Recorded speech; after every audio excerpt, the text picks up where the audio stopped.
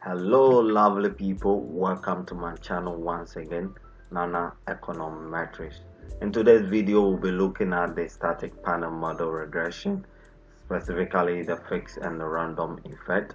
In details we'll be discussing what the panel regression model is, when to estimate the panel model, and lastly how to specify the panel model regression. Having said this, let's quickly zoom into today's video.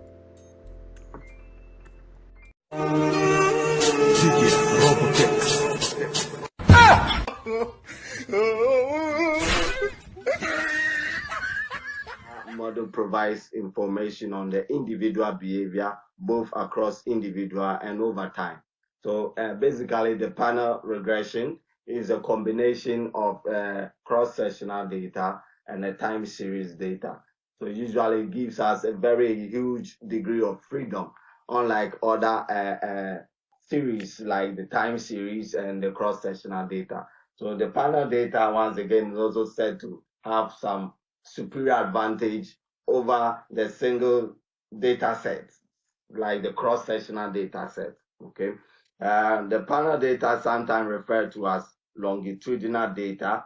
Example of the groups may make up panel data includes countries, firms, individuals, or demographic groups. Okay, and this one happens to be, they all happen to be heterogeneous from each other. Specifically when we are considering maybe about 5-10 firms, which happens to be a common thing, dealing with corporate finance or dealing with firm level analysis. You might have 1 or 2 or 5 firms, which all have their own unique characteristics. And dealing with the cross-sectional, that means you consider all of them to be the same. They have the same characteristics, which is not actually true. So that is one challenge that has got to do with the cross-sectional data. It happens to consider all of them to be homogeneous. They are the same.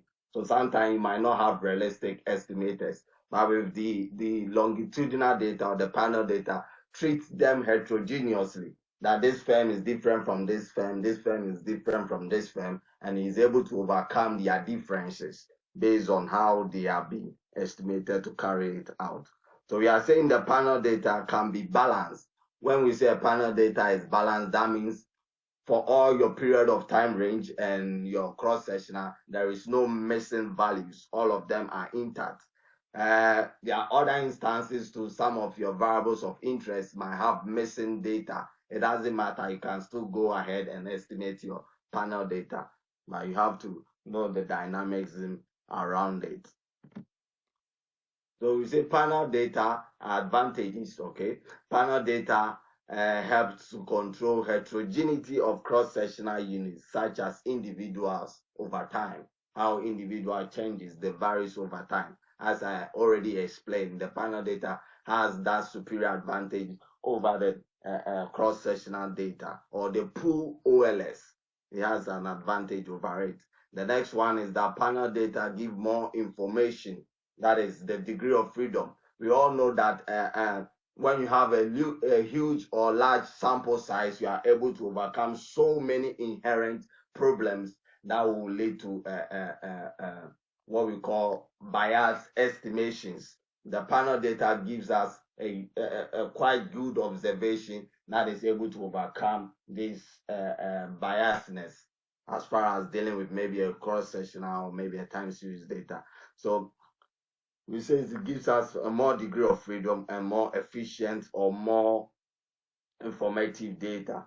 The last one is that panel data can minimize estimation biases that might arise from aggregating group into a single time series. That is it. So you put all of them together as one, treat them to be one, but they are different.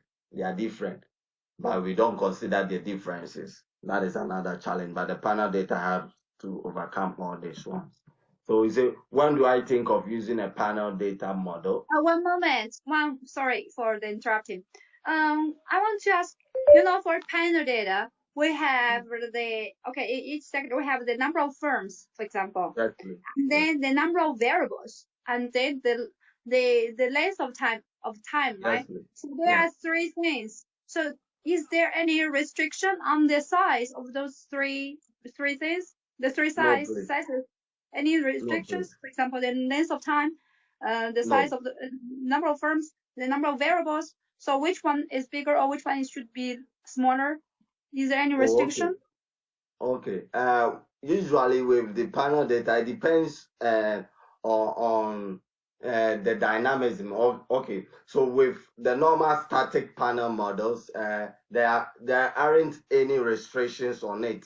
But if you want to carry out a dynamic panel model like the GMM, you will need to have less T and more N. That is, your cross sectional should be more than your time series when you want to carry a dynamic model. But with Okay, so the you should have static, more firms than the time. yes, when you want to deal with dynamic, but this one is the static model. This one has no restriction. Okay, static has no restriction. Yes, Okay, please. Yes. okay, great. Thank you. Thank you to Professor. Um, so these are basically the advantages. So is it to undertake a cross section or cross entity dynamic analysis over time? Maybe you want to consider different countries, you want to consider different firms over time, then you want to consider the panel data.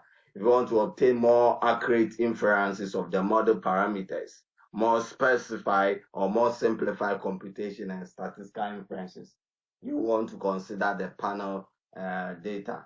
The next one is to overcome risks of unreliability associated with small sample. I've already explained this one. Lastly, if you want to address the likely dependence across data observation within the same group, that is to say that you want to come out with or overcome the differences among variables, among firms, among countries, you want to consider the panel data is able to do that perfectly well. So those are some of the things you want to consider when you want to deal with the panel data.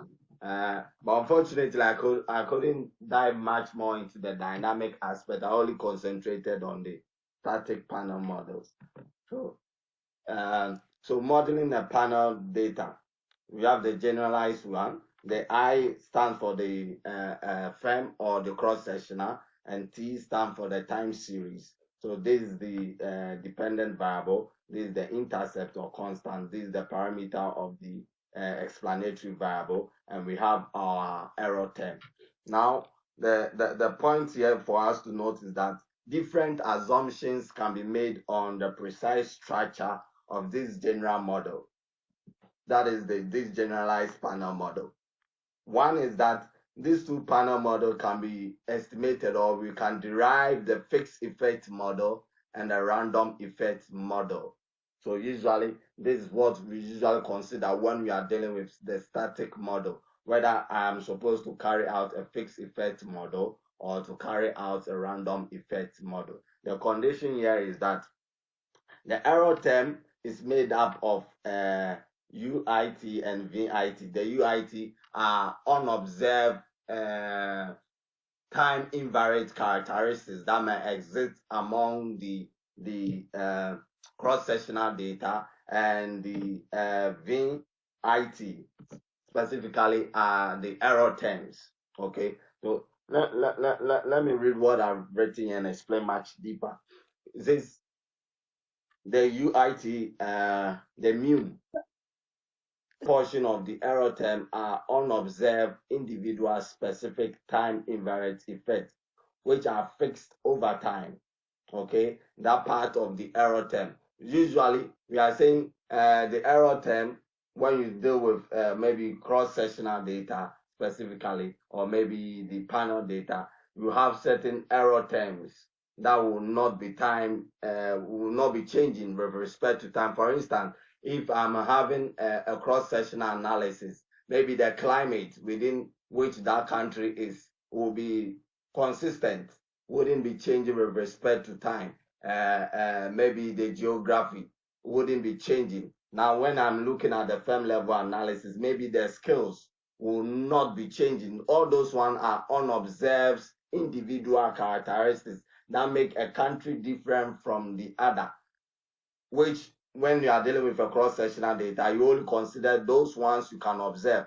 So we are saying the error terms might have these features in it, which will make your estimate a little bit biased. But with the panel data, you can be able to overcome this unobserved individual specific time invariant effect, which might affect your estimate. So we are saying that you want to consider either the random effect or the fixed effect if this unobserved individual specific time invariant effects are at least correlated with the independent variable. In that case, you will have bias parameters when maybe the skill of the firm, the firm is correlated with the parameter. Let's say the performance of the firm, maybe the skill is directly connected with it, or maybe I want to give a practical example. Maybe the geography is connected to let's see, the inflow of FDI into a particular country. We are saying there are certain unobserved characteristics. It might affect the independent variable. Usually, the explanatory variable needs to be independent. They need to be independent of each other. They need to be unique. So when other variables tend to affect it, then that is when we might have what we call the endogeneity problem. So the panel data is able to overcome that. So it is able to overcome one aspect of the endogeneity problem when unobserved variables tend to affect the independent variable or the explanatory variable to influence the dependent variable. So that level of endogeneity in the regression can be overcome by the panel data regression. And to do that, you need to use the fixed effect model. The fixed effect model is done in such a way that it's able to carry out or delete those unobserved characteristics that makes each firm or each country or each group different from the other. And we concentrate on the observed one. Maybe the observed characteristics could be maybe the age, maybe the firm size. They are observed. It's easy to observe, but there are certain things you cannot easily observe. But those things are what make the firms and the countries different from each other. But we cannot consider them to be the same. We cannot hold them at an assumption, just like the cross-sectional does. The cross-sectional holds them at an assumption that, oh, they are not dependents. All of them are the same features, but it isn't so. So that could lead to what we call endogeneity problem. So to overcome this, the panel fixed effect model can help to overcome it. So we are saying that level of endogeneity will arise when those unobserved variables are correlated with the explanatory variables. So to deal with that, you want to consider the fixed effect panel model. But on the other hand, there could be also instances when those unobserved variables will be directly correlated with your error term. You know, the error term is the difference between the actual and the theta, or the fitted variables, the actual and the fitted variable. So when your error term is correlated, that means with the unobserved firm characteristics, that means it's going to increase your standard errors, or maybe your errors. In that case, your errors become unrealistic. That is it. So to deal with that problem also, you want to consider the random effect panel model, because when your standard errors are unrealistic, definitely has an influence on your t statistics, and that leads to a bias estimation. So you want to consider the random effect panel model. So basically what we are saying is that the fixed effect targets the unobserved characteristics that has the potential of affecting the robustness of the regression by way of targeting unobserved variables that might affect directly the explanatory variables, whilst the random effect targets those ones that might be directly drawn into the standard errors. So they all have different ways of dealing with the unobserved variables. So basically, that is for the two. But usually, it becomes quite difficult, which I believe most of us are already thinking of. How easy does it become for you to estimate unobserved variables that might easily affect your explanatory variable or be drawn into your standard errors or your errors?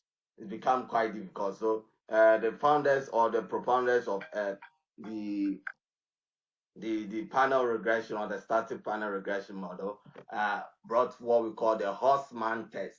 The Horseman test is designed as an economical statistical tool which is able to help researchers decide whether to go with the random effect or the fixed effect model. So basically, it has come to simplify our work and make it much easier for us, whether we are supposed to use the fixed effect or the random effect without having to beat our heads too much. Okay. So per the Horseman test, it says that the null hypothesis says that there isn't any significant difference between the estimator of fixed effect model and the random effect model. So if that is the case, you have to run the random effect model. We are saying the random effect, you wouldn't have bias estimate. Why? Because the unobserved characteristics will not affect your explanatory variable, but it will be drawn into your into your errors. So definitely your estimate will be quite okay, but the problem will be associated with your errors. So specifically, there wouldn't be much difference between your fixed effect and your random effect estimators. That is what it's saying. So if that is the case, then you can go ahead and use the random effect and use the random effect, maybe the feasible generalized least square to deal with those error issues. But the alternative is saying that no, there's a significant difference between the estimator of fixed effect and the random effect. Why? Because the unobserved is affecting the explanatory variable that leads to a biased estimators, and therefore you have to use the fixed effect, which will be able to control for the unobserved variables that will affect the explanatory variable, leading to biased estimators. So in that case, per your Horseman test, if your p-value is significant, then you want to consider the fixed effect. But if your p-value is insignificant, then you want to consider your random effect. So basically, that is how to estimate the random effect and the fixed effect. I believe I have spoken much in terms of abstract, and much statistical in terms of abstract. So basically, that is for the static panel model. Okay, and we have the dynamic panel model, which I couldn't talk much about. In case where you have a reverse endogeneity problem, reverse causality in your panel data, you want to consider the GMM. And as I said, with the GMM has a caveat. In this case, if you want to estimate a GMM, which is a dynamic panel model, you have to ensure that your cross sectional should be bigger than your time series data. So these are some of the references from some of the journals. Fortunately for me, I still have one of my papers also here from one ESEA journal, the impact of interest rate on inbound foreign direct investment. Yeah. And also have other well-known researchers that deploy the static panel models. So thank you so much for your audience. Don't forget to like and share. Indeed, subscribe if you found this video or this lesson so useful. Once again, check out for our subsequent videos on how to use other statistical tools such as the Stata and the eViews and possibly the MATLAB in estimating the ARDL model we spoke of in our previous video and in our current video, that is the panel regression model, how to use the statistical tool or econometric tools to estimate them. Thank you.